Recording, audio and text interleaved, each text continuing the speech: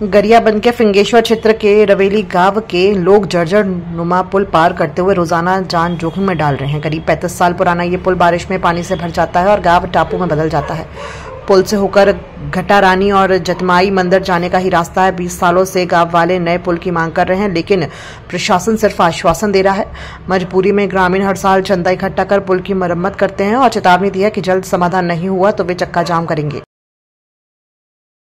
ये पुल में जो समस्या है, हमारे यहाँ आवागमन की जो समस्या है वो अभी से नहीं है।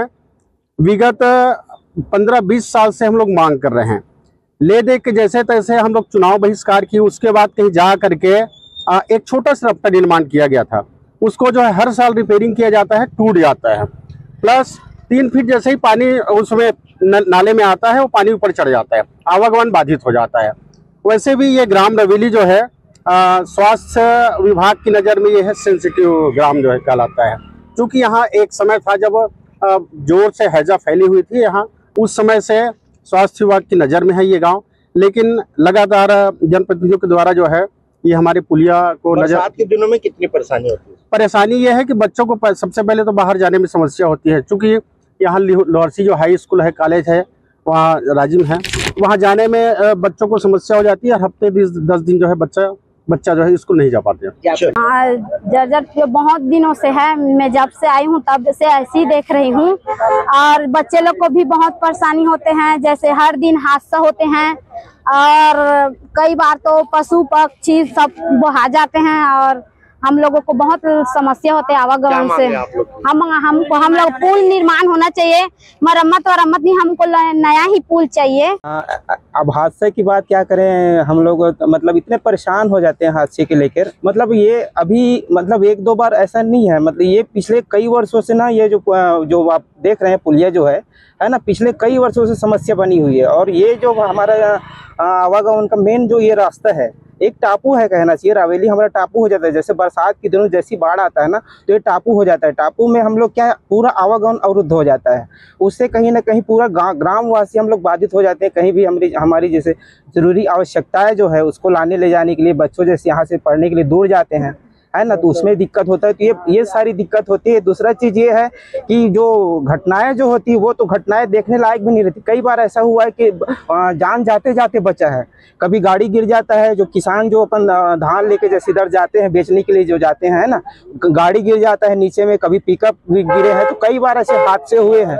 और ये जो हादसे जो हुए, ये हादसा कहीं ना कहीं ना हो करके ग्रामवासी लगातार शासन प्रशासन को, जनप्रतिनिधि को, सभी को हम लोग जा के आवेदन दिए हैं। और हाँ, लेकिन अभी तक इसके बारे में कोई ठोस कदम नहीं उठाया गया। निर्माण अगर नहीं होते तो हम लोग गांव मिला के यहाँ चक्का जाम करेंगे, या तो फिर गांव में चंदा करके पुल का निर्माण करेंगे।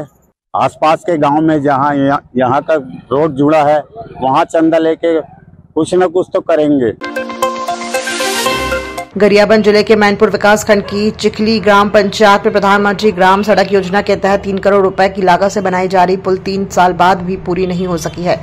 बारिश के दिनों में नाले में पानी भर जाने के कारण ग्रामीण और राहगीर भारी परेशानियों का सामना कर रहे हैं। स्थानीय लोगों का कहना है कि अधूरी पुल के कारण रोजाना आवागमन जोखिम भरा हो गया है, लेकिन विभाग की ओर से अब तक कोई ठोस कदम नहीं उठाया गया। ग्रामीण और राहगीरों ने मीडिया के सामने अपनी आपबीती साझा की है।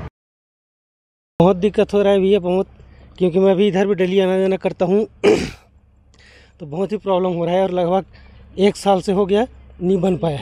हाँ, 3 साल से बहुत दिक्कत। सोच रहा हूँ ना, 3-4 साल हो रहा है ना भैया, बहुत परेशान हो रहा है। पुल से तो बहुत परेशान हो गया। पानी वानी नदी में आता है ना, बहुत परेशान होता है। अभी मुड़गल मार्ग से आ रहा हूँ। हम लोग कुई मार्ग से आ रहे हैं भैया। कम से कम है नदी में पार करते करते गाड़ी बीच में अटक गया, ढगल के ला रहे, तब से भी स्टक नहीं हो पा रहा है। कम से कम पुल 3-4 साल पहले से बन रहा है, नहीं बन रहा है, नहीं बन पा रहा। हाँ, कितना दिक्कत होता है? बहुत दिक्कत। देखो ना सर, वो अभी तो फिलहाल बंद हो गया गाड़ी। कांग्रेस द्वारा भाजपा पर लगाए जा रहे वोट चोरी के आरोपों पर छत्तीसगढ़ के राजस्व मंत्री टंकराम वर्मा ने करारा जवाब दिया है। उन्होंने कहा कि निर्वाचन आयोग ने सबूत मांगे थे, लेकिन कांग्रेस एक भी सबूत पेश नहीं कर सकी। जनता ने भी कांग्रेस को खारिज कर दिया है। मंत्री वर्मा ने कहा कि कांग्रेस के पास अब मुद्दे नहीं बचे हैं। पहले पीएम मोदी को चौकीदार चोर कहा गया और अब वोट चोर कहा जा रहा है। ये सब जनता को गुमराह करने की कोशिश है, जबकि देश और प्रदेश में कांग्रेस का जनाधार लगातार कमजोर हो रहा है। ये उनके पास कुछ है नहीं है बोलने का। पहले बोलता था कि चौकीदार चोर है, ऐसे ही बोलते थे ना, और अभी बोल रहे हैं वोट चोर है। ये जनता को दिग्भ्रमित करने का है, अपनी कमजोरी को स्वीकार नहीं कर रहे हैं। प्रदेश और देश में उनका जनाधार समाप्त हो रहा है, इसलिए कुछ न कुछ लोग अलापते रहते हैं।